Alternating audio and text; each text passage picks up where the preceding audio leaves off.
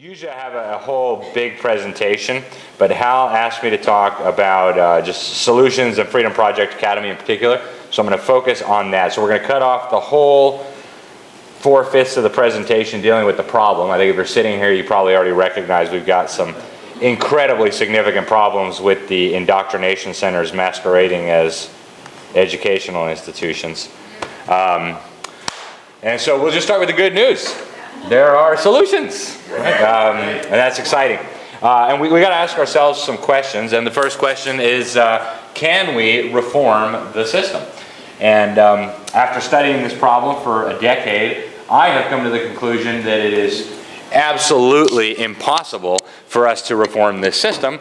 And if I had given you the whole presentation, you'd know why. It was built to do exactly what it's doing. Literally, the people who created this system intended it to turn our children away from God, to turn our children away from the Bible, to turn our children away from their country, and to turn our children away from their families. It's a documented fact. It's very easy to prove. And so when somebody tells me they want to reform the system or they're going to run for school board and fix it, I say, what are you going to fix? It's working perfectly. Right? It's producing dumbed-down children who are hostile to their families, hostile to their country, and more importantly, hostile to God. And so it's working perfectly. If you took your car to a mechanic and it was running perfectly and you said, fix it, he'd laugh at you. What do you mean fix it? What are you going to fix? It's running perfectly. He might take your money, but there's nothing to fix. It's working properly. The humanists have recognized for a long time that the public schools were going to be their primary weapon in the battle to turn America from a Christian nation into the abomination that it is now becoming. Just before we started, I was showing some of the guys in the back a picture that a Russian official posted. It's two senior Biden administration officials. One is the Assistant Secretary for Health. It's a guy who pretends to be a girl, Rachel Levine, walks around in a dress, I guess is an admiral or something, and he's standing next to a guy called Sam Britton, who is the Assistant Secretary of Energy or something. It's a guy wearing big lipstick and high-heeled shoes and a mini skirt, and they're standing at the French ambassador's house, and the Russian official says, we don't even need strategies to counter America. You guys are doomed. You're doing everything perfectly. Keep it up, right? And they're right. I mean, it's terrible. It's atrocious. And this is a direct result of moving away from what God says about education and moving into this pagan, secular, communist view of education. In the magazine, The Humanist, in 1983, they said the classroom is going to be the arena of conflict between the old and the new, the rotting corpse of Christianity and the new faith of humanism, and that's what it is. Orestes Brownson, we missed the first part of the presentation, but he was involved in a secret society created by, really, I call him one of the fathers of the public schools in the United States. This was before we really had public schools in the United States. There was a communist by the name of Robert Owen. He had come over from Scotland, and he believed, I think genuinely, in the superiority of communism, socialism over Christianity. This was all before Karl Marx, by the way, early 1800s. He set up a communist commune in Indiana to prove how great communism was going to be. We're going to do it with no private property. We work on getting rid of families. You know, who needs families and private property, right? What does God know? And of course, it was a total disaster. Within a couple of years, the whole thing had fallen apart.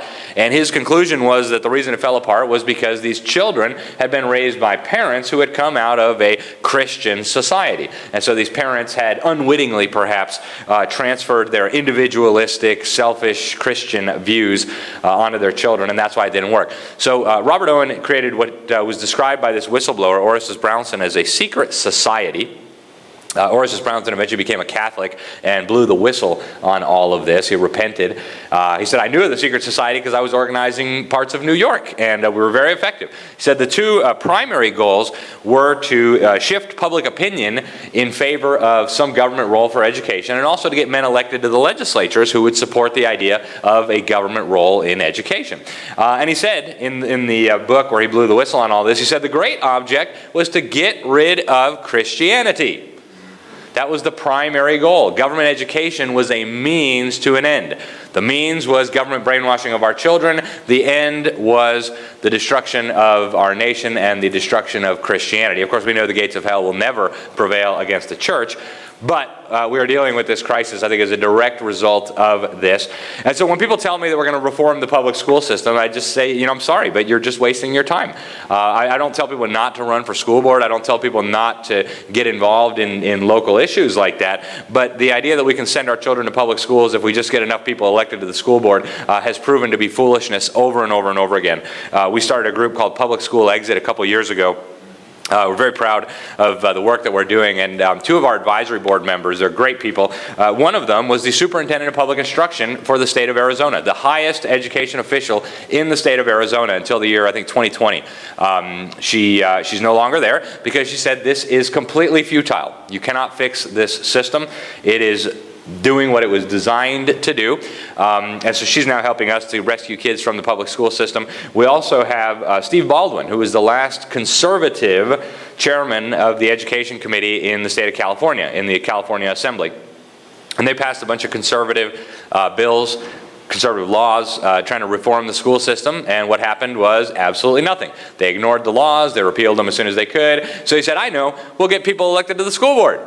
So they got over 50 people elected to school boards across the state of California. In many cases, they took over the school board, and guess what happened? Nothing. Thank you, right? Absolutely nothing. So these school board members would come in and they'd go to their mandatory orientation and they'd say, all right, folks, here's the list of your powers. Don't you dare try to do anything that's off of this list. Maybe you can do salaries, things like that. And so they tried to bring about some conservative reform, and then the unions and the state and the feds and everybody came down in litigation, and absolutely nothing was accomplished. The schools continued to get more and more overtly Marxist. And so reform is not possible. It was designed to do what it's doing. A lot of people say we got to shut down the U.S. Department of Education, and I'm totally in favor of that. Obviously, the U.S. Department of Education is completely unconstitutional. Here I interviewed the chief sponsor of the legislation in Congress to shut down that abomination. His name is Representative Thomas Massey, a great congressman from the state of Kentucky. But again, I won't show you this whole interview, I don't think. But anyways, and he gives good reasons why we should shut it down, and I agree we should shut it down. But I compare the education establishment to a hydra. Right? It's like this monster, and it's got lots of tentacles, and it is using these tentacles to devour America's children. And you could chop off one tentacle, you could chop off two, you might even chop off three. And the other tentacles will continue stuffing children into the mouth of this monster, and we'll continue to lose our country. So chopping off the tentacles is not going to do any good. We've tried chopping off tentacles. It really is not going to make any difference because the other tentacles will just pick up where those left off. And plus, if you've ever seen a hydra, they regrow their tentacles, right? So the Department of Education will be shut down. They'll just transfer all those responsibilities over to the Department of Health and Human Services or some other such nonsense, right? So as I see it, reforming the system is not an option. It is completely futile. It is completely impossible. So I think we need to withdraw our children from the brainwash camps as quickly as possible. The reason why the progressives, the Marxists, the God haters are winning in our country, or at least appear to be winning, is because they have our children. So right now, depending on whose data you look at, they have something like 3/4 of our children are stuck in these brainwash camps.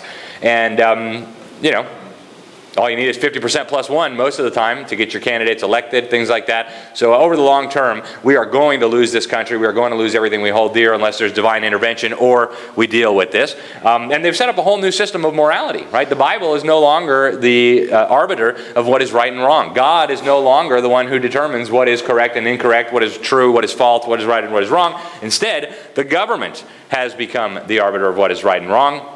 And the good news is, very few parents are okay with this system. In fact, less than 1/3 say that they would choose to send their children to public school if there was another choice. So we need a Dunkirk rescue mission. For those of you who remember World War II, the British military was trapped on the beaches of Dunkirk, totally surrounded by Nazis, by National Socialists, about to be absolutely annihilated. And of course, if the British troops had been annihilated, that would have been the end of Britain. The Nazis would have just floated across the English Channel, and they'd be speaking German in the British Isles today. And so what happened was the people of Britain got together and they said, we're not going to let that happen. They put all of the resources in their society at the disposal of this rescue mission. Everything that could could float, went across the English Channel. They picked up as many boys as they could. They loaded them up on fishing boats, commercial boats, fishing vessels, commercial shipping vessels, pleasure yachts, sailboats, anything that would float. And they loaded up as many as they could. They brought them back to the British Isles. They lived to fight another day. And I think we need to be thinking in those terms right now. Okay, if our children who are stuck on the beaches of Dunkirk are annihilated by the socialists, fascists, communists, whatever you want to call these totalitarians, it's over. Okay, start practicing your German. That's where we are. So we need to recognize we've got a lot of resources. We are the richest country in the history of humanity. When people tell me we don't have enough resources to get the kids out of the public school system, I say you are dreaming. We've got resources everywhere. There's never been a people as wealthy as our people. The idea that we don't have enough money to educate our own kids is preposterous. And also, as more and more kids leave the government brainwash camps, less and less of our tax money will be used and squandered on these brainwash camps. So I tell people, folks, the building is on fire. The building's on fire, and your children are trapped inside, and you hear the screaming, you smell the flesh burning. You say, what do we do? Obviously, we run for school board. No, okay, sorry, that's a bad joke. We start a petition. No, okay, no, what do we do then? Maybe we could lobby our legislature. Maybe the folks in the Massachusetts legislature, if we lobby them really hard, maybe they'll stop sexualizing our kids. Write a letter. Yeah, write a letter. There you go. Hal's got the solution. All right, let's go home. Everybody write a letter and we'll be fine. I mean, come on, guys. This is crazy, right? And that's not to say that there's not a place for writing letters and running for school board and petitions. Those are all good things. But your children are burning. Give me a break, folks. Any sensible parent will tell you that the first and most obvious thing you do is you run in that building. It doesn't matter if you die in the process. You run in the building, you grab your children, and then you run out as quickly as you can. And if you can grab some other children while you're in there, grab them too. Okay? That's how we should be thinking about this. And honestly, the burning building is really a poor analogy, because a burning building will only hurt your children physically. And as the Bible says, there are things significantly worse than death.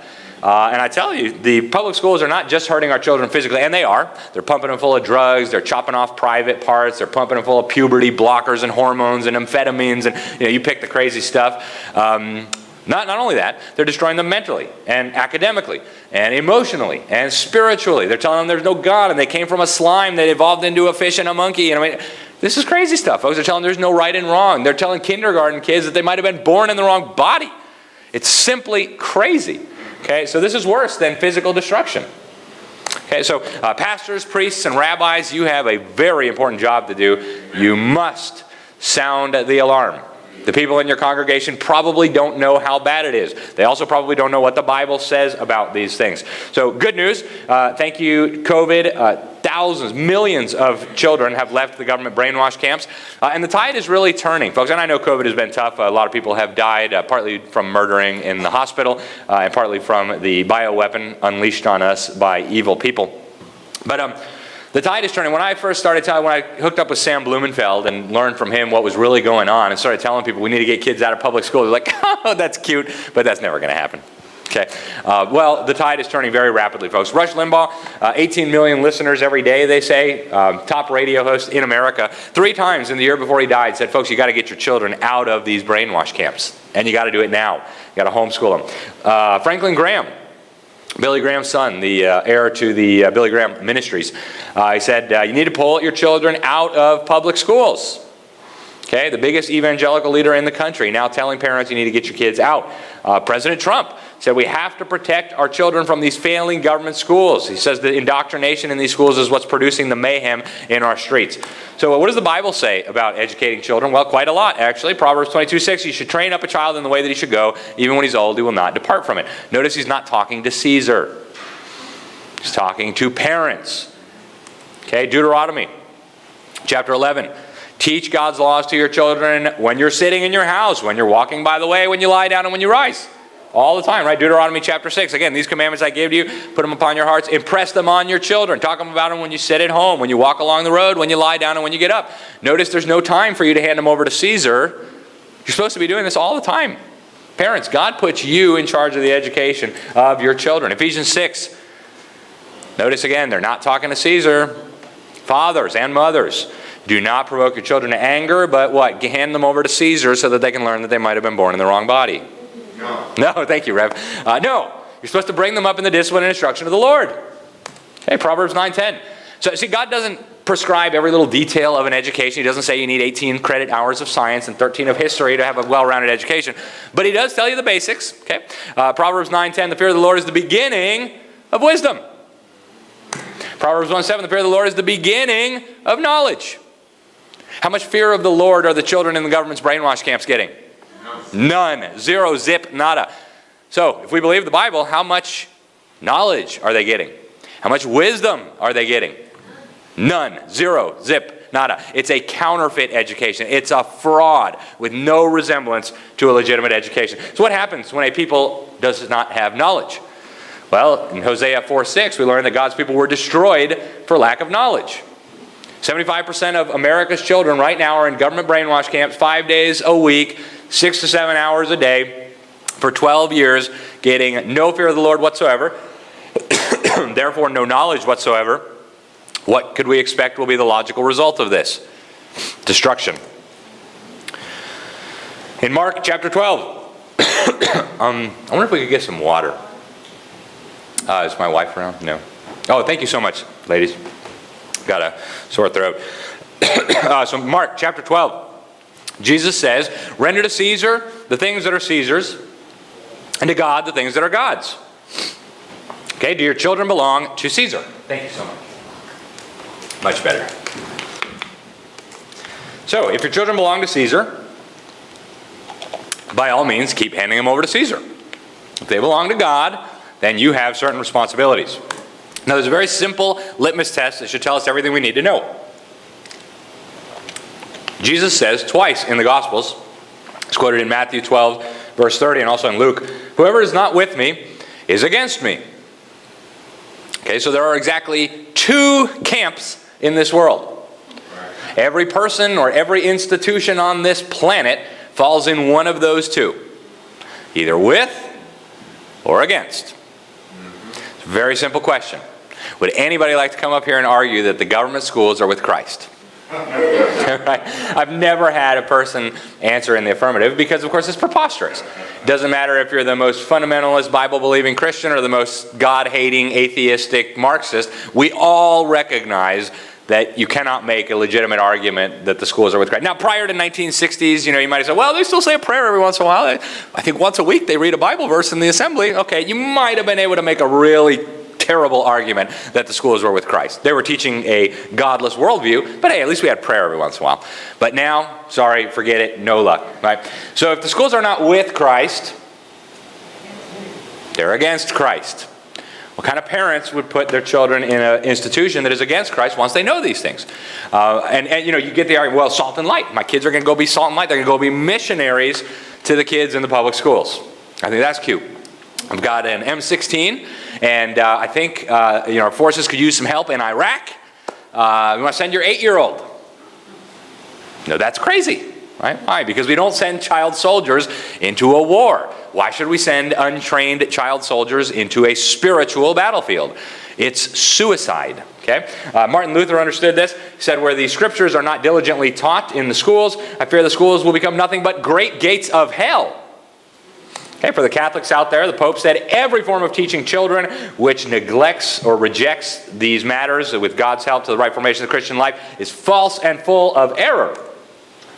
This guy got it right, a Presbyterian theologian, Dr. Hodge, Princeton Theological Seminary. He said this about 100 years ago. Amazing how correct he was. He says, I am as sure as I am of Christ's reign that a comprehensive and centralized system of national education separated from religion, as is now commonly proposed, will prove to be the most appalling enginery for the propagation of anti-Christian and atheistic unbelief and of anti-social nihilistic ethics, individual, social, and political, which the sin-rent world has ever seen. Nail on the head, right? So we got to understand, what is the purpose of education? Believe it or not, there was once a good university called Harvard, founded to train up ministers of the gospel by Christians.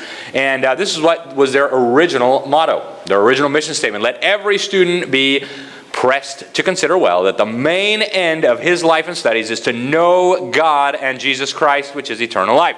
That's the main purpose of your studies. The main purpose. Okay, John Milton said the main end of our learning is to repair the ruins of our first parents by regaining to know God aright, and out of that knowledge to love Him, to imitate Him, and be like Him. That's the purpose of education. It's not to be able to do good math. It's not to get a good job. It's not to have a fancy college education so you can retire in Florida.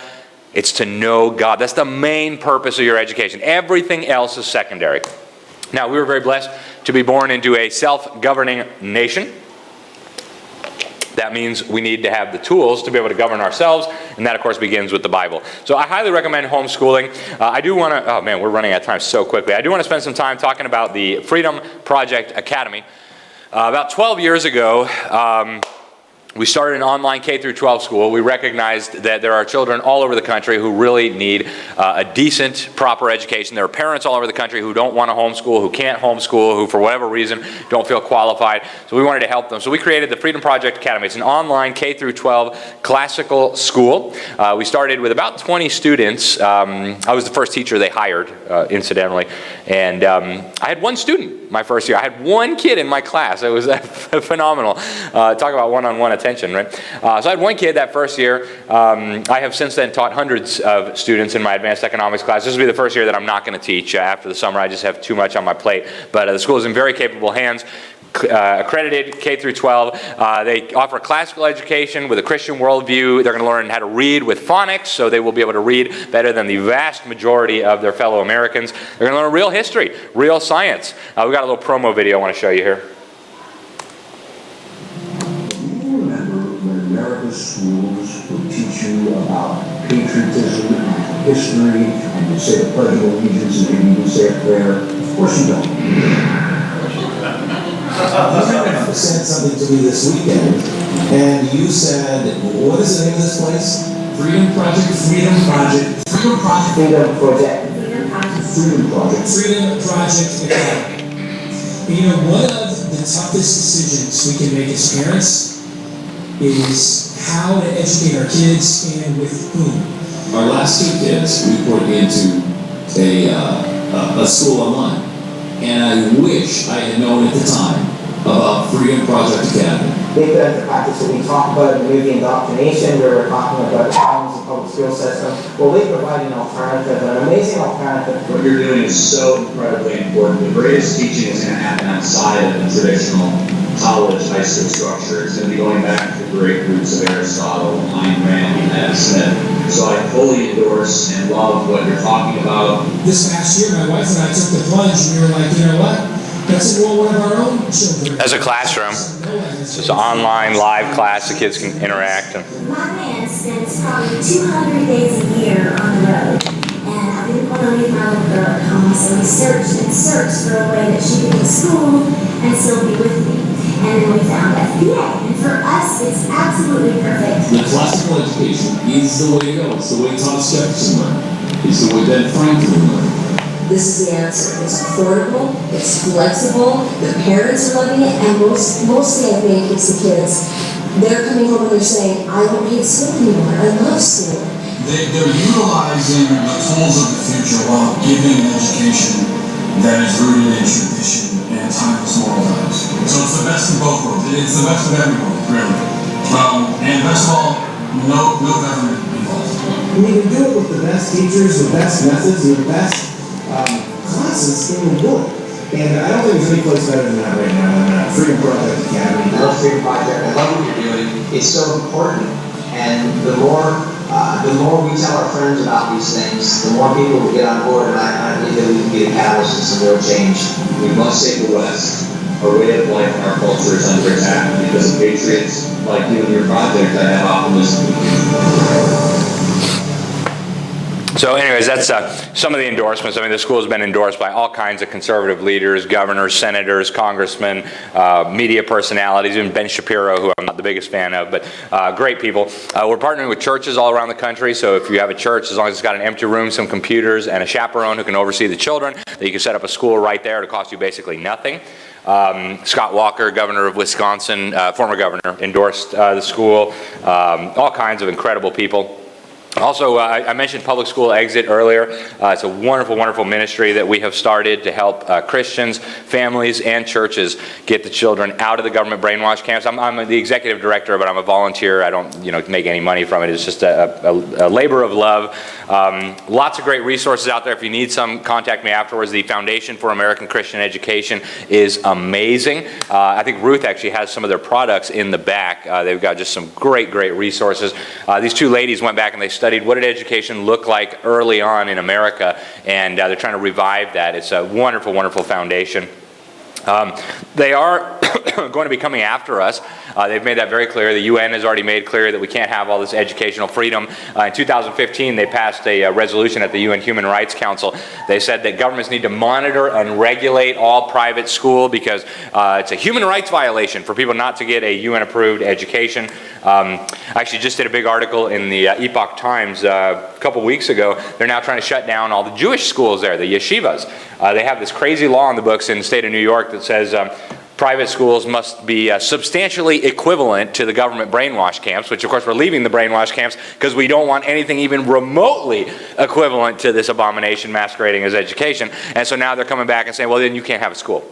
Okay, so the battle is coming. These two wackadoodles right here have called for a presumptive ban on home education. That's the lady right there, use the term loosely, runs the Child Advocacy Project at Harvard Law School, the weirdo right there from William and Mary, law professor there. They are waging war. He says parental rights are a fiction. The only reason that there is a relationship between mom and dad and children is because the state confers those privileges on us through its maternity and paternity laws. So the war is coming. They want our children. They want to make sure that, they can't have even one kid outside the system, right? It's like the boy who pointed out that the emperor was naked. If you get one child who's got a reasonable, decent education, he might stand up and tell everybody else, hey, guys, the emperor's naked. And then everybody will be like, whoa, wait, he really is naked. Can we say that? Right? So they got to get every last kid. Just a reminder, this is what passes for education today. This is a drag queen story hour at a government brainwash camp. That's obviously a guy wearing a dress and some demon horns because it's straight from the pit of hell. Crimes of the Educators, I wrote with Dr. Sam Blumenfeld, exposing the history of the dumbing down, exposing why most young Americans today literally are reading disabled. And then I'll just end with this. We've got our guns. We say, well, they'll take my guns from my cold dead hands and we're going to defend our freedom. Well, what are you going to do when your kids are the ones showing up at your doorstep demanding your firearms, right? Because that's what's going to happen, folks. If they brainwash your kids, your guns are completely useless, okay? Hitler understood that, obviously. So we need an exodus from the government schools, folks, and we need it immediately. Freedom Project Academy is a good option. Contact us if you need help. We'll be more than happy to connect you with any resources that you need. And yeah, that's all I got. Thank you, guys. Appreciate it. God bless you. Excuse me? Website. Oh, thank you. The primary website for the Freedom Project Academy is fpeusa.org. Again, it's an online school. People can go from home. We've got students in, I think, 15 different countries. And then our ministry, the Public School Exit, that's at publicschoolexit.com. Duke Pesta, who is the head of Freedom Project Academy, is also on our board. Great, great people. Pastor Rob McCoy. We've got an incredible board of directors, so you can check that out. It's at publicschoolexit.com. And I'm available if you have any questions or need any help. Thanks, guys.